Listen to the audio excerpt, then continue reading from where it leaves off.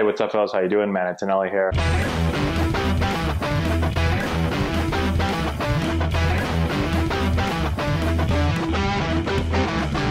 Hey, what's going on, guys? How we doing, man? Antonelli here. So, Baseball Prospectus just put out their projected standings for both the AL and the NL, and they've got some interesting choices up here for division winners and records. So we're going to look through all of this right now. Let me know in the comment section below if you agree, if you disagree with both them and what I'm about to say.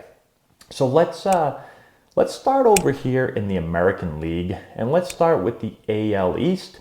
See, they've got the Yankees going 97 and 65. They get the Rays 86 and 76, and they've got the Blue Jays at 85 and 77.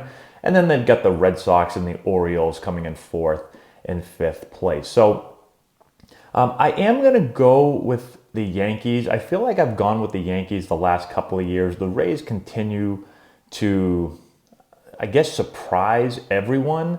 I'm going to continue to stick with the Yankees. I think that the Rays will be good. They always find a way to do these little things that maybe the common fan or someone looking at their team doesn't realize is going to be as beneficial as maybe they do. And so they're always doing that. They're always finding guys to be able to put in the bullpen that end up throwing 100 miles an hour. They develop players. So they could finish in first, but I'm going to keep them at second. I like what the Blue Jays have done this offseason. They've gone out. Obviously they signed Springer, but they've continued to add guys, and they have that young nucleus of players. And so I'll keep them at third, but again, it wouldn't surprise me if they have a really, really good year. I think probably next year is their year. But again, if they played well this year, really well, it wouldn't surprise me. Get the Red Sox at 80 and 82. I think that they probably finish worse than that. I don't know who's going to pitch for them. I was just kidding around with Juan Rivera, our pitching coordinator and coach with Antonelli Baseball, and we both might have a chance at throwing in their bullpen this year. So I think pitching is going to be not very good for them. But I don't think they'll finish below the Orioles. I mean, maybe they could, but we'll stick with the Orioles here in fifth. So that's what I'm thinking with the AL East. We go over here to the AL Central. They've got the Twins finishing in first at 91 and 71. They've got the Indians in second at 86 and 76. And they've got the White Sox 83 and 79, followed by the Royals and the Tigers. So the Twins have been very solid for the last couple of years, and they could finish in first place. I really like the White Sox in this division. It would not surprise me if the White Sox finish first. I think the White Sox at 83 and 79, I think these projections are way too low. They had a very good year last year, and they've continued to improve. They've gone out and signed Adam Eaton. They traded for Lance Lynn. They also went out and signed Liam Hendricks. So I would definitely move them ahead of the Indians. I mean, the Indians, you lose Lindor, you lose Carrasco.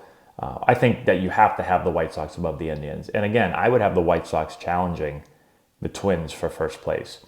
And then I think the Royals probably finish in fourth, and then the Tigers are in a rebuilding mode. They'll be an interesting team and organization to watch over the next couple of years, but not right now, so we'll put them in last. Then you go over to the AL West. You've got the Astros in first at 93 and 69, followed by the Angels at 87 and 75, and then you have the A's, the Mariners, and the Rangers. The A's are one of those teams, again, that always seem to do really, really well, but never really get respect. So I would not be surprised to see the A's ahead of the Angels. The Astros, they've lost some guys, but they continue. They had a solid year this past year. Now they lose Springer.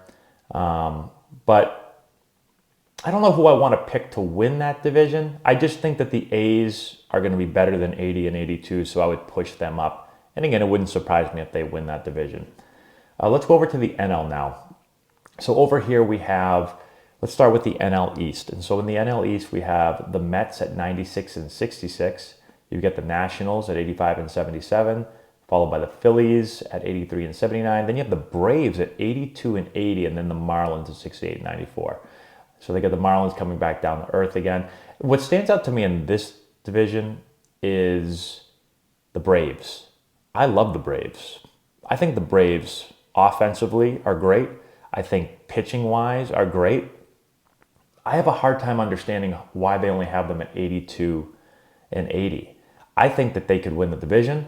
I think the Mets are very good. I think the Mets picking up Lindor and getting Carrasco, and I thought they were going to get Bauer. If they had gotten Bauer, I would have been like, man, this team might win the World Series. I think defensively they still are. They weren't great defensively last year. I don't know how they'll be defensively this year, but they've got some guys that can swing the bat.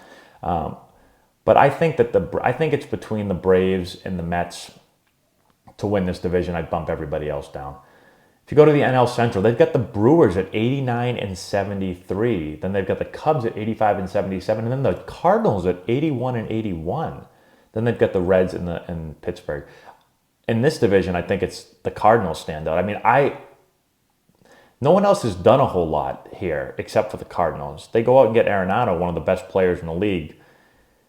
And you only got him at 81 and 81. So I'm bumping them up to first. And then, you can just push everybody down from there. And, I just think the Cardinals are going to come in first in this division this year. And like I said, no one else has really done anything. It seems like most teams are losing players. You got the Cubs who seem to be giving everybody away. And so we'll go Cardinals there. And then in the NL West, Holy Dodgers, 103 and 59. They got the Padres at 96 and 66, and then you've got three teams finishing below 500. You got the Diamondbacks, the Giants, and the Rockies. So obviously this is a two-team race here for the NL West. The Dodgers are with adding Bauer. I mean, they already had an amazing pitching staff. They've got young guys that are ready to come up and pitch well. They've got guys returning that are very, very solid. And then you add the Cy Young Award winner to that. Offensively, they'll lose a couple of guys, but they were so deep. Last year, they had players on their bench that should be starters for most teams. And so this team is loaded, just absolutely loaded. I got to go with the Dodgers. The Padres obviously made huge moves with the rotation. And so I think the Padres are going to be very, very good. But unfortunately, I think the Dodgers are probably too much to handle with that pitching. And just with their overall talent on the roster, I think the talent is just crazy good. So I think that division looks pretty good. Out of all the divisions, that probably, I guess, looks the most normal. But let me know what you think. A couple of the biggest head scratchers for me. Put who you think are the biggest head scratchers. I think, when I go through here, I think the White Sox are a head scratcher. I think the A's are probably better than that. I think the Braves are a big head scratcher. I think the Cardinals are a head scratcher. And I think those are probably the biggest ones.